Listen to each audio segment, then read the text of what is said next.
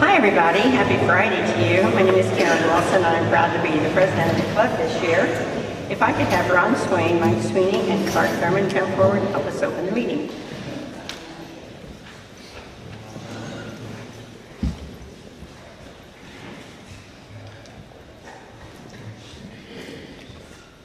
Will you pray with me? Gracious God, we give you thanks for this day and for the privilege of being in this place. We thank you for this organization called Rotary International, where we aim to put service above self. We ask that you would bless the food for the nourishment of our physical bodies as we continue to do your work and will to make this world a better place, to make our Georgetown community what Dr. King described as a beloved community, where all means all. Amen.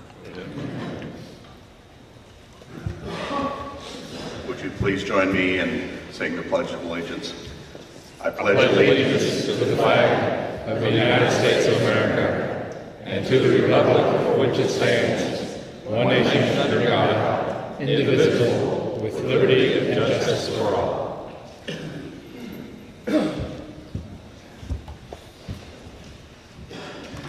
Milestones today. Georgianne, just remember birthdays. Georgianne Hewitt, May 15th. Glenn Towery, May 15th. Gary W. Brown, May 16th. Denise White, May 16th. We have a couple of spouse birthdays. I have one at the house. We're not talking about it. It's a big one. My wife, Linda Scarborough's, today is her birthday. She's entering a new quarter, as one of her friends says. And Brian Jamieson's wife, Kelly, May 19th. Anniversaries, Denise and Travis White, 22 years. Isn't that wonderful? And club anniversaries, Curtis Wren, May 16th, 5 years. Hallelujah.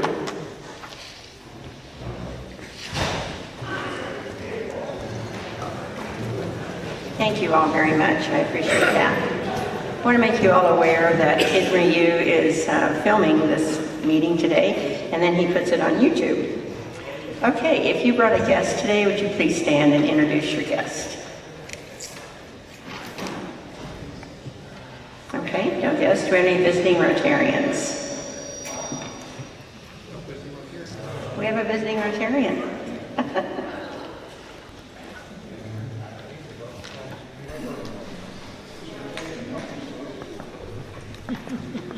Good afternoon, everybody. I'm Terry Wilson. I'm part of the Marble Falls Early Morning Rotary, not the noon Rotary. And we meet on Tuesday morning at 7 a.m., so come see us. Well, I'll see you here after 27 a.m. Thank you. Okay, and Gonzalo brought us a club banner from Albuquerque, New Mexico. And I think Myra's making her way over to Gonzalo. Gonzalo, did you want to say any words about this? This beautiful banner you brought.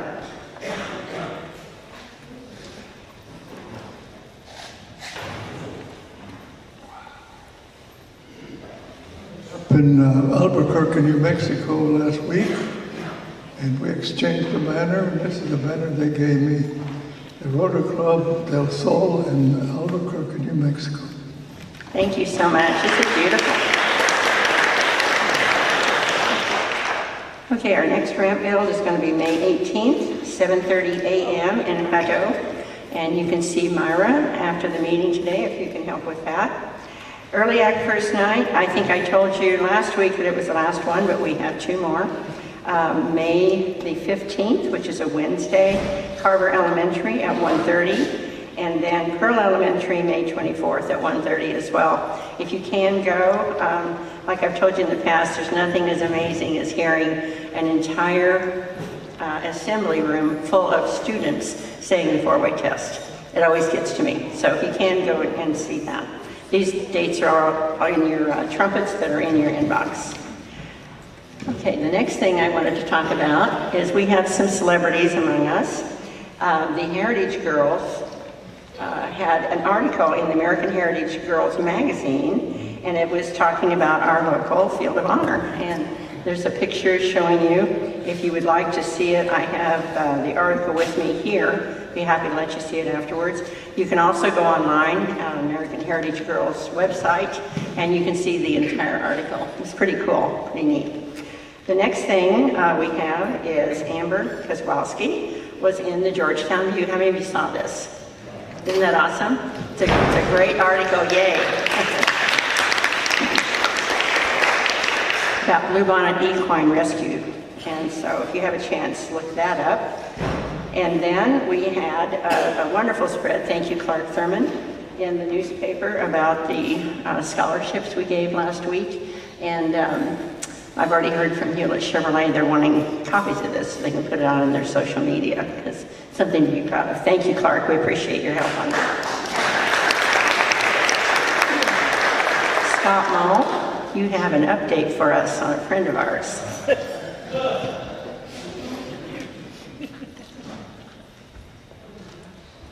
Okay, a couple weeks ago, I did an update for our friend, hiking Rotarian, crazy Gilroy Kellerman, and I have an update, how far he is.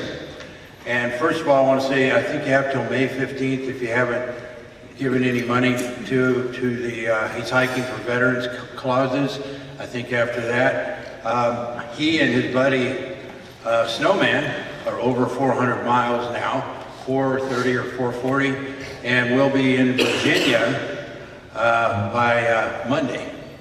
And one nice thing, if any of you have been following on Facebook, if they're walking along and there's a bunch of people eating, because some family people go meet the hikers at certain areas and they have like a picnic, they invite anybody who's hiking the trail to attend. So they said the last thing they ever thought when they were hiking along the trail one time, there would be beer.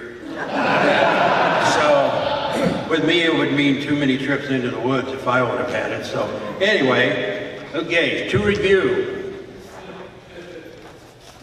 He has to get from down here to way up here. Presently, he's approximately right here. A lot further than he was 2 weeks ago. 2 days in a row, he and Snowman did over 20 miles. And it's not like walking across the gym floor in every place. So they hit a good stretch where it was grassy. So I'll be back with it again in 2 or 3 weeks and give you another update. Tell us about the foot soaking there. Do you know anything about that? No, one of the places they stopped that was feeding them, offered them a bath to soak their feet in with Epsom salt. Yeah, one church cooked them breakfast one morning when they first started. So yeah, that's the 400 mark. So anyway, he's off and running. He's doing it. So he loves the comments back and everything on Facebook. So if you follow him, you'll give him words of encouragement, of course, and all that. And I'll have this over on the table, and you can look at it again, and it's got all the reliefs and everything in the park. So anyway, 2 or 3 weeks, I'll be back and do another update.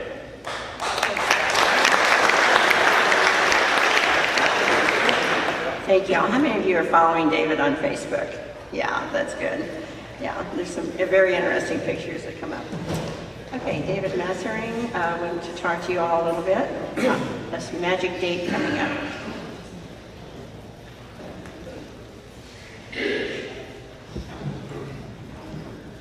Thank you, Karen.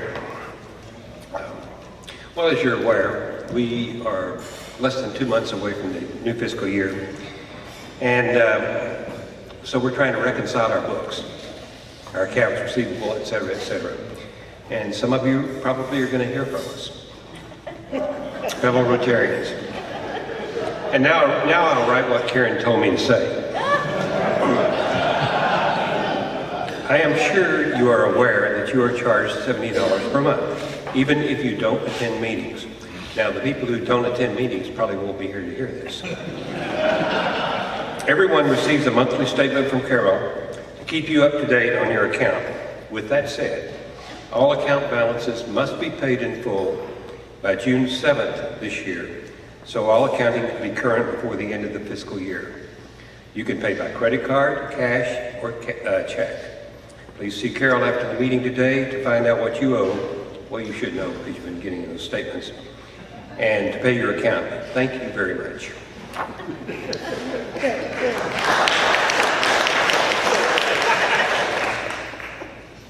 made it as entertaining as I could. Okay, well, we just want to make sure you all are aware. All right, at this time, I'd like to invite Mike Douglas to come up and introduce our speaker for the day.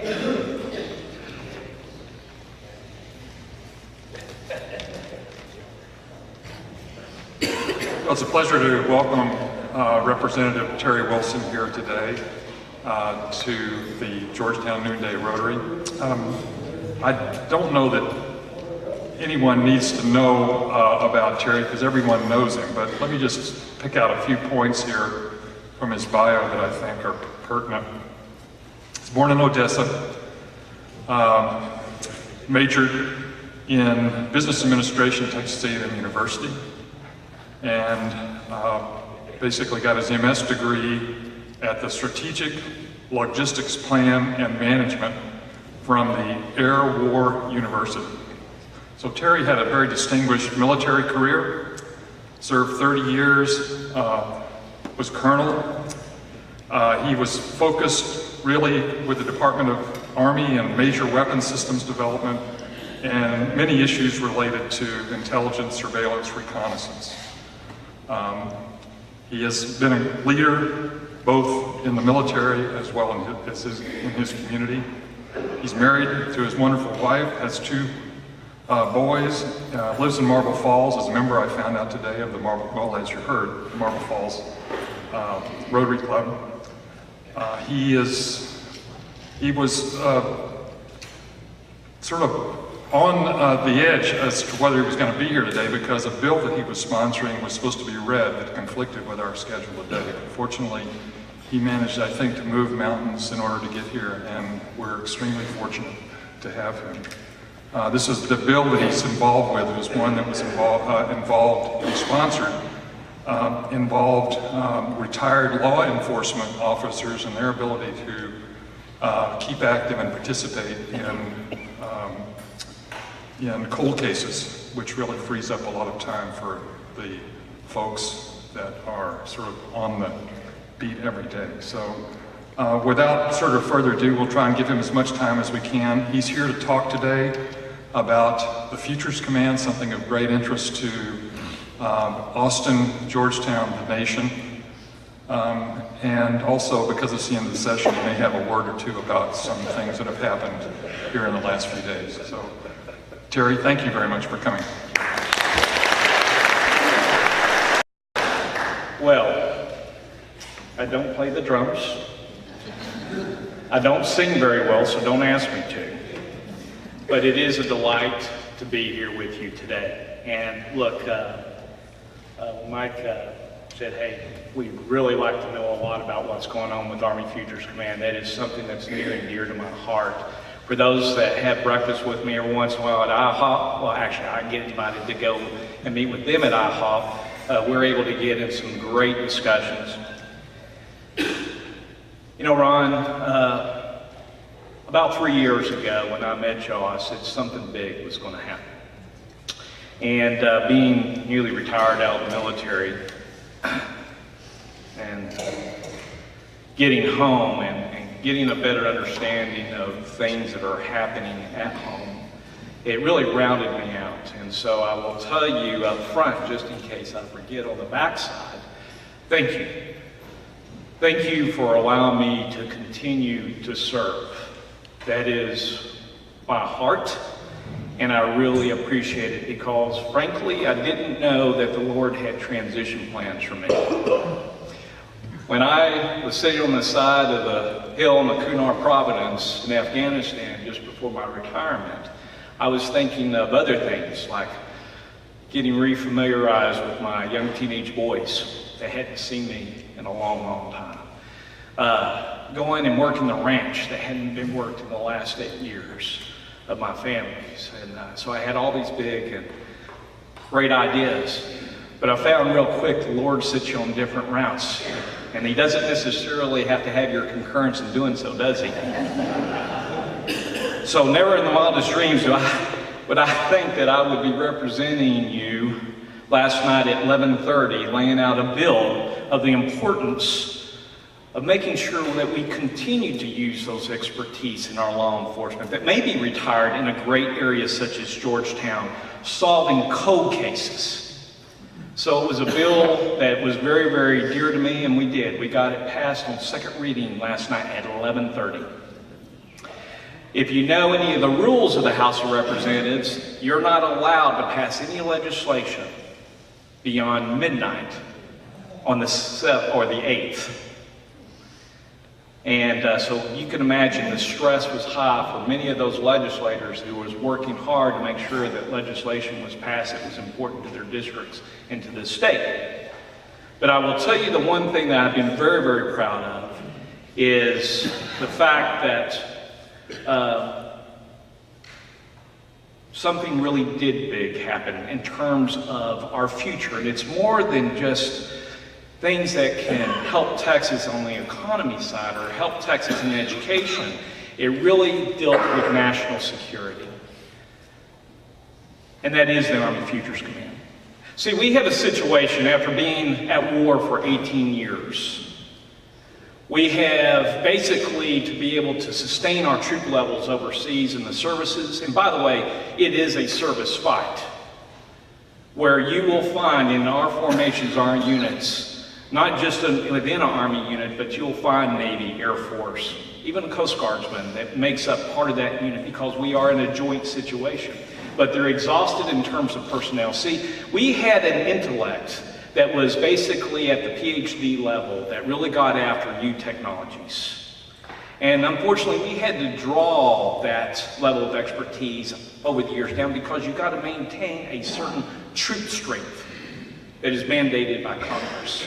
And so we used to have these intellect centers, if you will, at key locations across the United States where intelligence, logistics, combat maneuvers, field fires, long fires, all those sorts of things and communications that would get together and would look to the future.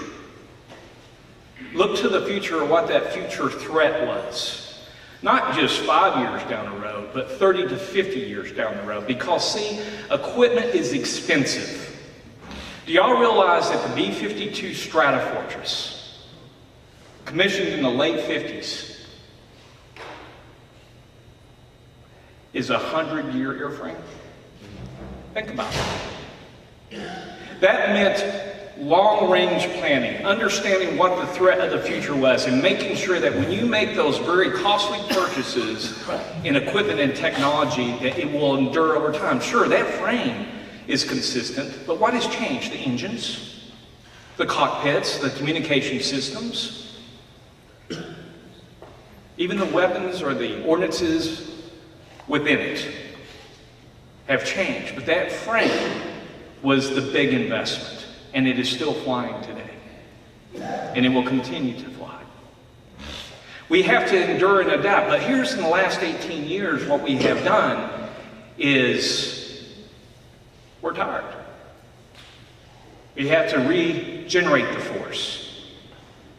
It's too expensive to have thousands upon thousands upon thousands of soldiers, airmen, Marines, and keep those numbers and win our fights and keep the threat from a future war just by a sheer size of an army. No, what we have done is we have excelled because of our technology, and because of our technology has kept us out of many wars. So where are you going with this, Wilson?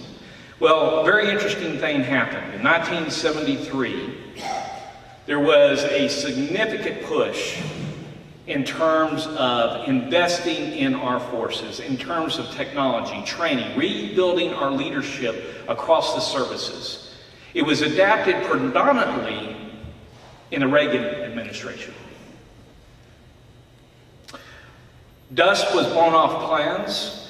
Research and development investments became reality in manufacturing. And at that time, you may recall, we were pretty doggone robust in manufacturing. When you look at it, let's think about it. During the Reagan administration, in the height of the Cold War, came the Black Hawk helicopter, the Apache helicopter, long-range precision fires, night vision devices so that we can own the night. The M1 Abrams tank, with its very classified, sophisticated composites. The Bradley fighting vehicle. Satellites distributed to be able to make sure that we had communication positioning systems. We stayed out of the war because of our investments, but I'm going to tell you we benefited far further than that. Because see, some of that technology, a good portion of that technology, wound up in our phones, it wound up in our watches, our dashboards. Some of y'all who've known me for the last 3 years say, you know what, Wilson, I remember this. He was talking about it. But prior to my departure from the service as an acquisition executive, we were continuing to draw down the force, even though our deployments were still sustaining. But the fact of the matter is that we knew that there was going to be a tremendous investment. See, after these 18 years, that technology has been discovered. We have used it on the battlefield. Our enemies are smart. Industries of other countries are smart. You'll find them along in the same third world countries that we're deploying. They're exercising our systems by putting things against them. They're discovering their strengths and their weaknesses, and then they're adapting. And that's what has happened. So now, this is a repeat of the 1980s. It's out of the box thinking just as it was then. The only thing that is different from then to now is we had that intellect base within our uniforms. Uniformed scientists in those vaults that was looking to the future, taking those known gaps in the requirements and those future threats and was investing in research and development that we were doing within our own laboratories and so forth. Well, that had gotten depleted significantly because the wars and so forth that we have been in for the last 18 years. But what has changed? Instead of being uniformed scientists, we're going to use what we do best as Americans and our research institutions that have already been heavily invested in by our taxpayers. And that's what Army Futures Command is about. See, what we had decided was that we are going to rely on new ideas. Instead of searching technology for our current doctrine, hang on to your seat. We're going to rewrite doctrine around new discovered technologies. And guess what? It may not be major defense contractors that provides that. It may be the kids who are in the coffee shops.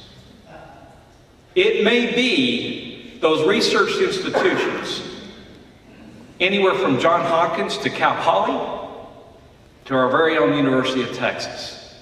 And make sure I don't forget, because I got a very, very special announcement that I want to make sure that I share today. So the first thing that they had to do was they had to determine, where is this going to reside, this Army Futures Command? And of how much importance do we really want to make sure that we emphasize in terms of what we put into it over and above the dollar? Well, we only have so many 4-star generals. And they're usually focused on major commands distributed around the world.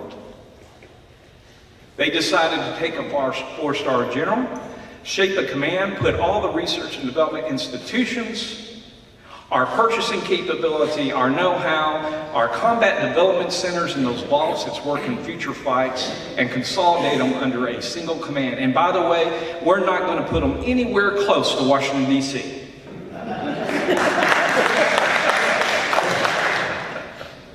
So they looked across the United States. They truly did a true source selection. Hey, out of the 500 large corporations, top 500, Texas has 50 of them. There is more R&D investment than most of the United States combined in Texas. There is more out-of-the-box thinking, and by the way, they've done pretty good in terms of a vibrant economy. Everybody wants to come to Texas. So that is the place that was selected in Austin, Texas. But hear me. Just because the Department of the Army and the Department of Defense decided to put the Army Futures Command in Austin, Texas, doesn't mean that's where their investment has to be. See, even with my headquarters, I was able to reach my formations globally because technology allows you to do that. I just made sure my headquarters wasn't in the Pentagon. You get too distracted. But at the end of the day, that's what they're doing. Army Futures Command is in Austin, and I want to share with you that they're going to reach out to the brightest. When you look at it, they're going to be relying on places, California Santa Barbara Institute, MIT, Georgia Tech, Southern California, University of Maryland, which by the way is a very hefty cyber intellect. They're going to be looking to places like Stevens Institute, University of Nebraska National Institute, Johns Hopkins University, Applied Research Labs, Carnegie, and yes, a recent letter from the Undersecretary to the Governor that says University of Texas's robotics is top-notch. See, they're focused in 8 functional areas. It's really what they call 6+2. And while I only mentioned one university, here's the exciting part. Out of those universities that will be focused on things, like one will be focused on long-range capabilities. Another one will be focused on communications and sensories. Another one will be focused on things in terms of atomic and nanotechnology. There will be things where they will look to composites that can resist 3 times the heat than anything that we have right now.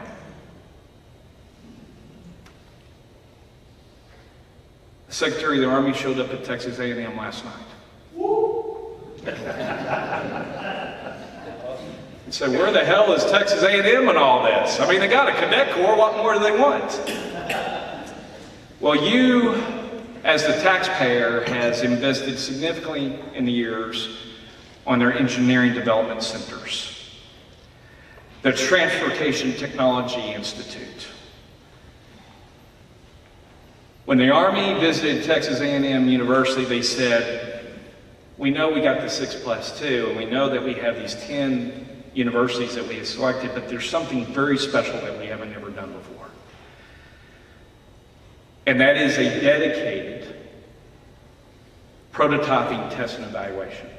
Meaning that technologies abroad will come to a center location in a classified nature, very close to Army Futures Command, and that's where that technology is going to be looked into, tested, prototyped,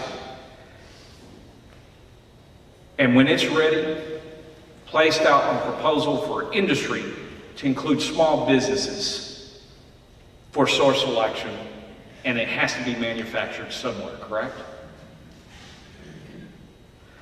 This is all very exciting because when you look at it, Texas A&M is primed for that. We're very excited because the state is working very closely with the Department of the Army and the Department of Defense to make that a reality, leveraging the Texas A&M RELA system. So have pride in this, recognize that Texas is going to be leveraged to our futures. And just like it did in the 80s and the 90s, Those technologies will spin into new discoveries that will wind up in your appliances at home, in the way you communicate. There's no telling where it's going to take us. Here's the danger.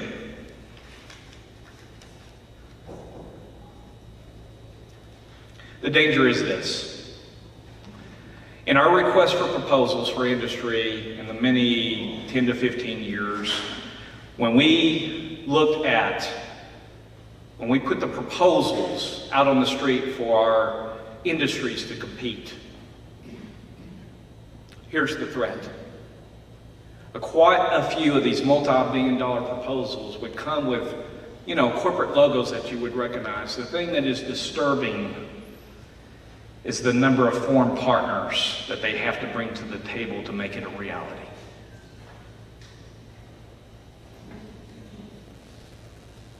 Why? Because we have lost manufacturing capacity in the United States.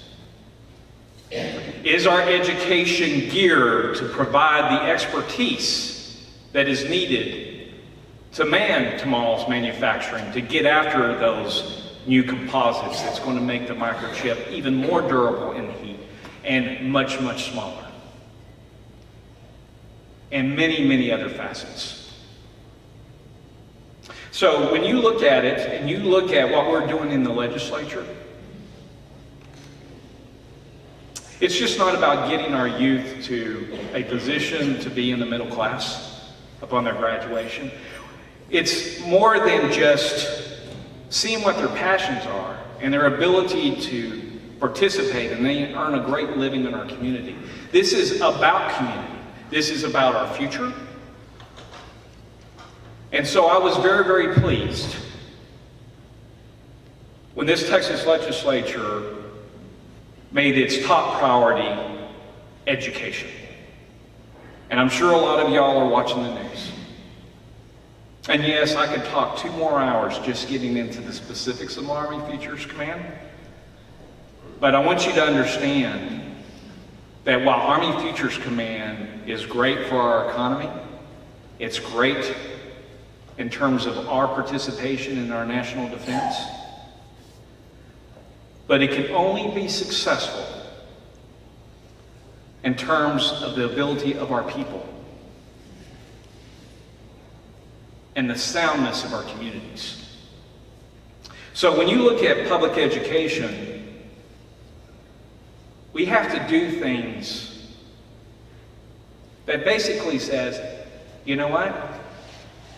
4-year degree, that's a great thing. Master's program, that's awesome. But let me tell you something. I want to expose you to things that will touch your passion, that may not lead you to a 4-year degree, that will wind you in places like Texas State Technical College, and that our programs in high school, some of us, me in particular, I was a vocational student. Mr. Scarborough, I basically, sophomore year, I was wanting to quit school because, hell, I was making too much money in the oil field. But Mr. Abbey, who was my vocational teacher, talked me into staying in school. And Miss Louise Boyd, who was my English teacher, he sat there and said, you can make a lot of money, but one day you're going to want to be the boss, and you got to be able to write and read. And Mr. Abbey said, great, we're going to teach you in our vocational program how to drive a D6 dozer. And then we're going to teach you how to do plumbing, because guess what? It's about the same thing as the gas that comes out of that oil rig, that you got to pop that stuff somewhere. And oh, by the way, did you know that an oil rig has a generator power pack, and you got to know how to run electrical? And that's what I did for my years. And I developed a skill, and then I wound up in the Army because I was so rich working half days and going to school half days that I knew that at my very young age, I wouldn't live to see my 21st birthday. And I needed discipline. When I got in the Army, I realized I'd never make sergeant major, so I decided to become an officer. I know some of y'all picked that up. It worked. But I will tell you that we have to change our public education in a sense that we're not waiting till the 9th and 10th grade on CTE and vocational to learn what their passions are. We need to start in the 6th grade. Because see, if we do that, then as new technologies are discovered, that thing that's going to happen big in 3 years, well, it's upon us now. And the funding's there. Army Futures Command, $32 to $36 billion annually in research and development funds.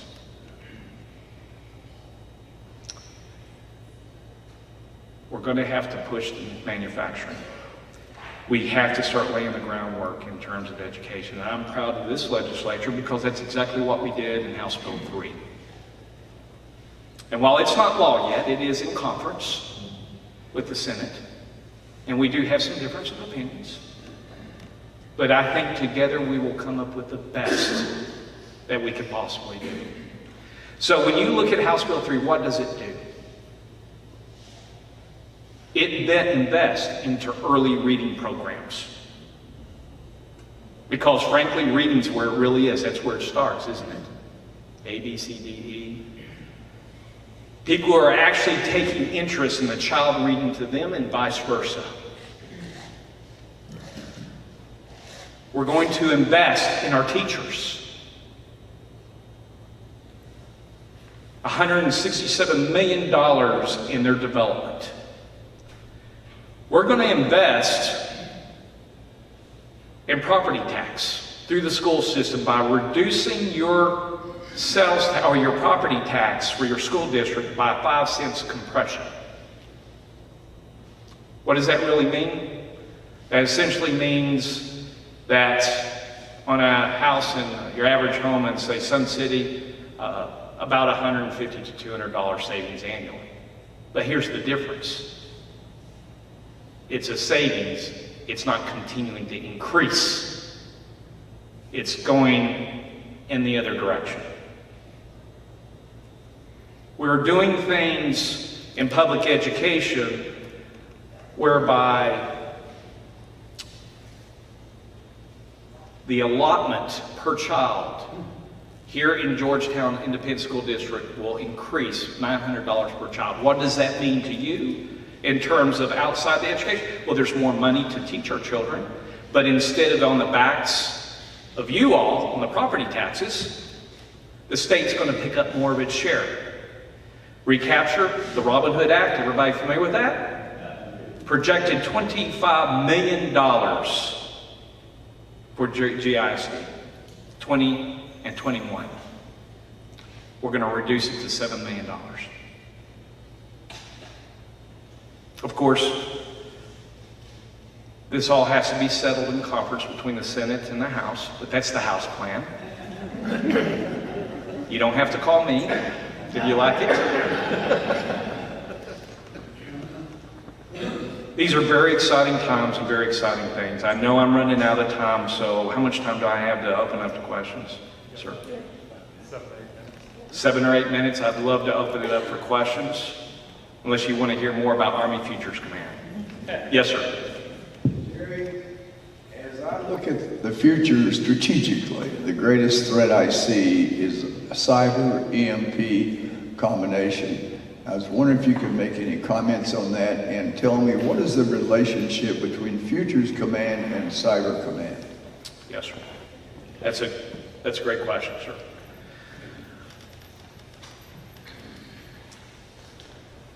Cyber is a huge operation, and as you know now, it is its own command.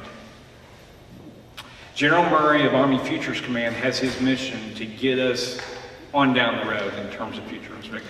They will be working parallel and close, but I will tell you that within those 6+2 functional areas, they will be taking on some of the responsibility as it pertains into research and development. So they will be working very, very, very, very close together, because we all know that Cyber Command and cyber is an everyday fight we are having. I'm going to tell you something. In Combined Joint Special Operations Task Force Afghanistan, in my last deployment, In our headquarters, and I want to tell you, I wasn't in headquarters very much. 75% of the time I was out and about with anywhere from 68 to 73 of our special operations units in this thing we call VSO, Village Stability Operations. But what amazed me was when I was back at the headquarters in Bagram, in the vault, in every office area, we have this red light that's on the ceiling. And when that red light goes off, which was often, you need to pick yourself up, go immediately 3 doors down to the command center where everybody came together, because that's what we call the TIC, the troops in contact. That was the alert. And when you have special operations teams that range anywhere from 12 to 20, depending what their mission is, sometimes the only thing that's protecting them is the mud walls of their safe house. And you have to bring everything to bear in your national assets. Now the good thing is in special operations, because we are a small unit on very special operations, we have priorities on those assets in terms of being able to move them around. So inside that command center, you'd have your adjoining Air Force, Marines, Navy, all those sorts of things, NSA, all those assets there, and we would coordinate to make sure that we brought everything to bear to help that 12 to 20 man team in the situation we're in. Here's the interesting thing. The vast majority of the time when that red light went off and you made yourself down to the command center was not troops in contact. It was cyber in contact. It's alive, it's real. You hear about it every day in the news, but isn't it amazing how we're becoming more and more desensitized to it, that it's, okay, somebody's database was locked into, whatever. And that's what's happening to us. But I will assure you, sir, when we're looking at this holistically with Virtuous Command and the current mission of cyber, I think it's well synchronized and organized, and we are looking to the future. Next question.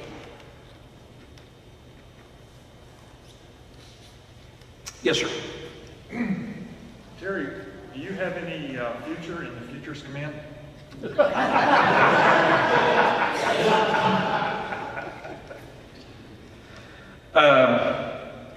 Well, wow, you put me on the spot, sir. So at the end of the day, I'm going to tell you no.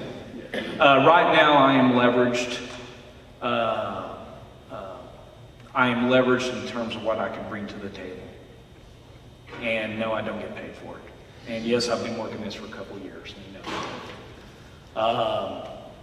Frankly, I think the good Lord has me exactly where He wants me, because what I am leveraged in the legislature is the go-between. Because I know the language. I know the direction they're going into. And the fact of the matter is if I did that, I'd have to relinquish this seat in the House. And you all know that the pay is too good at $600 a month. But I think this is where I belong, because, see, the second and third order effects, sir, is the Speaker was very gracious. Even though it's my only second term, he put me on appropriations to help manage the budget. He put me in higher education committee. Y'all see a trend here? So that we can translate futures technologies in terms of where it needs to be in our institutions. And yes, that test and evaluation, that prototype center at Texas A&M isn't there because I'm an Aggie. It's there because it leads in the United States in many ways. And it's recognized when you look at what the governor did for Hurricane Harvey. Who did he put in charge of it for the recovery? He called on Chancellor Sharp in Texas A&M. Why? Because y'all invested in the Transportation Institute, the A&M Engineering Experimentation Station and Engineering Development Office.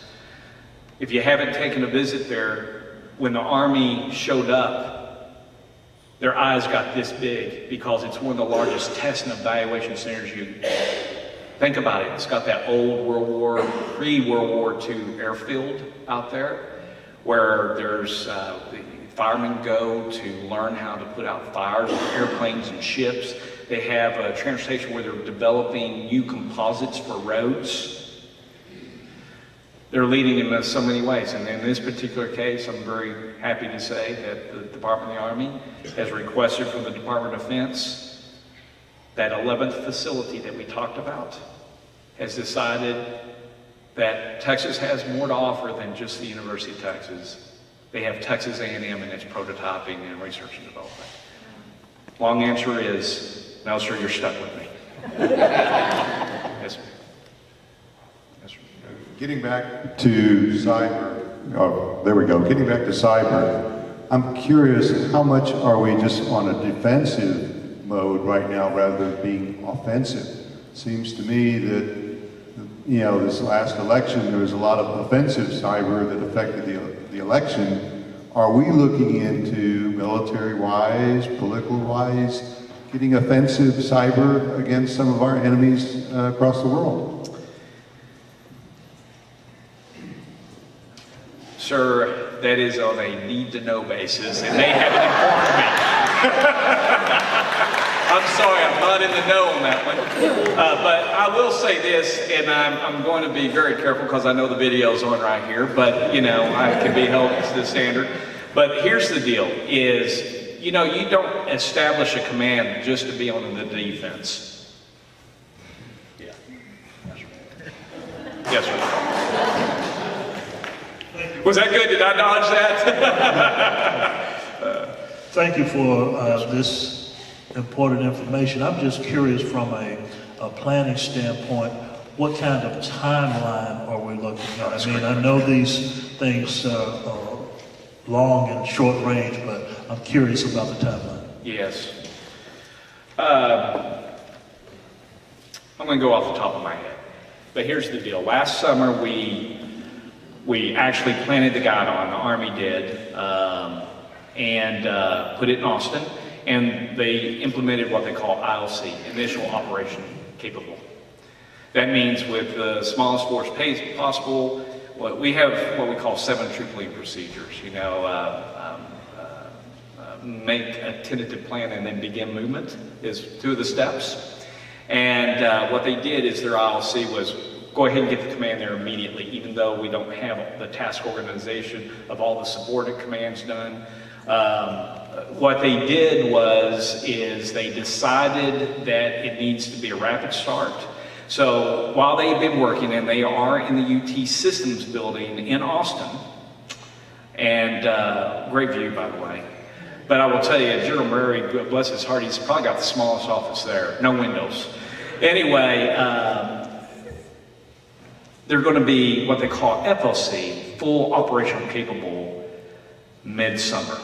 And that means that their task organization is complete for the most part, and we're talking about research labs and having contracts in place and university agreements with those institutions I had mentioned earlier, all in place, and they are beginning work now.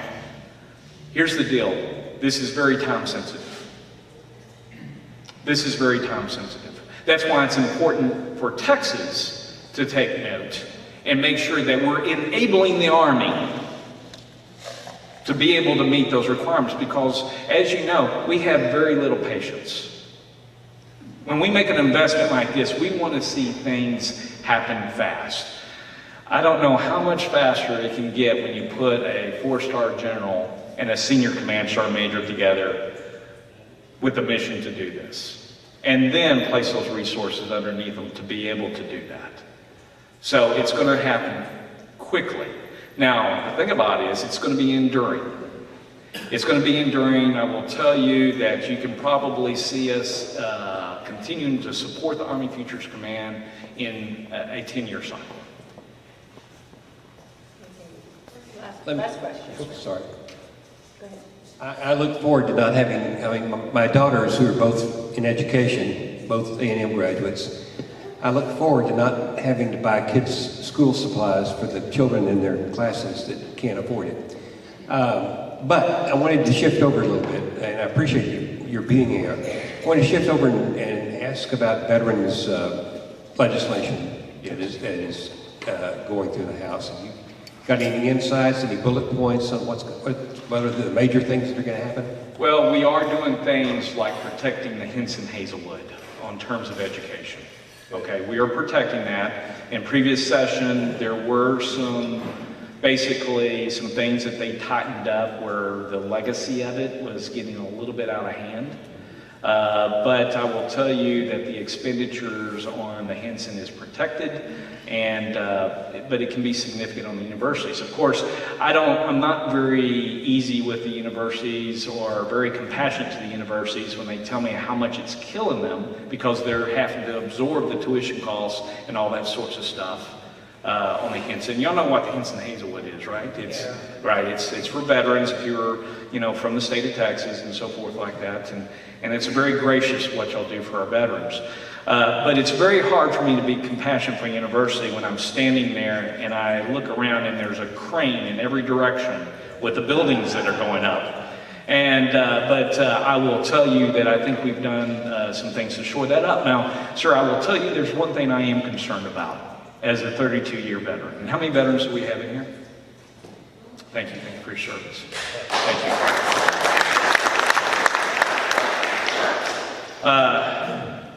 There may be times when you hear Wilson's anti-veteran. And here's the deal. Somehow we've had mission creep on what the definition of a veteran is. And I hold it dear. Terry Wilson's version of a veteran is somebody who has served their country their full enlistment period that they signed up for, unless they were, for example, injured halfway through and they had to be medically released and so forth.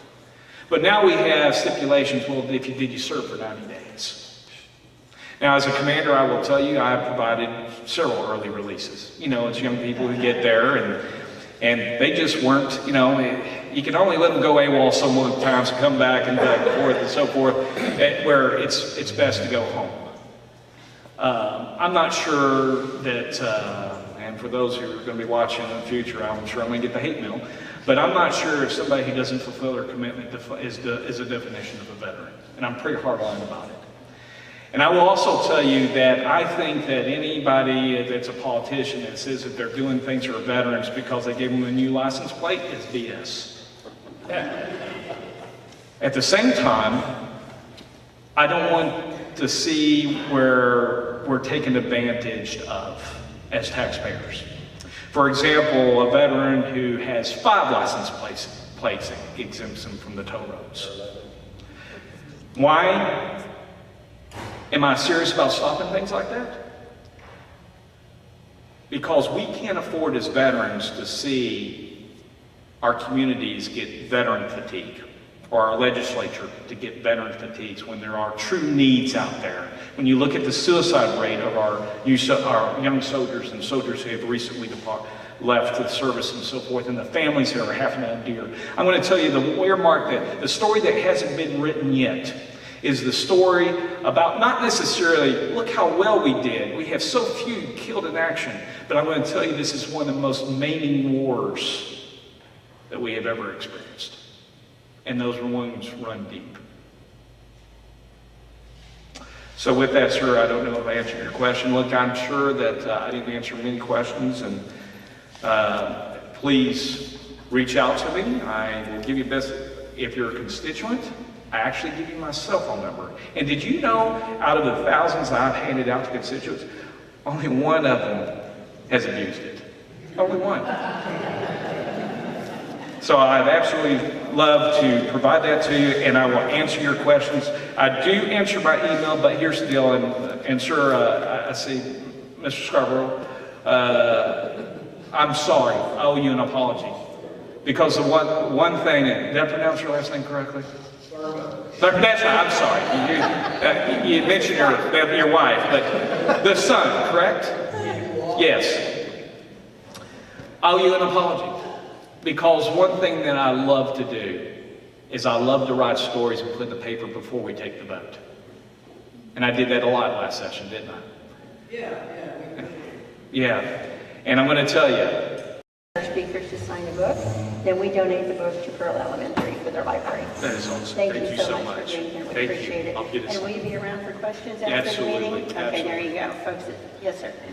You're going to ask if there's anything to do with Rotary? There is.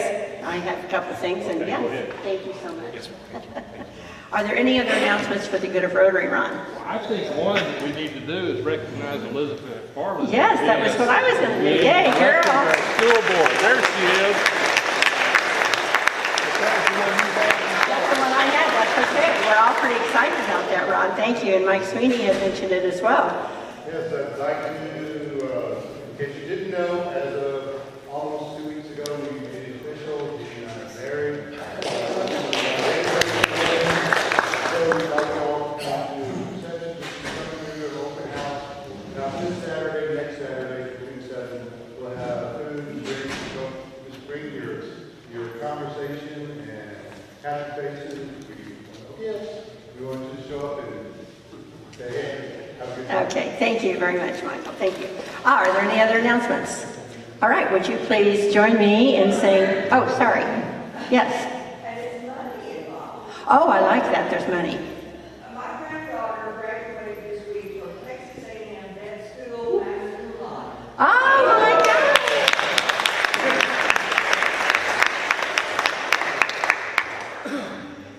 Congratulations. That's awesome. Thank you. Congratulations. Myra said she has a daughter graduating tomorrow from college. What college is she in?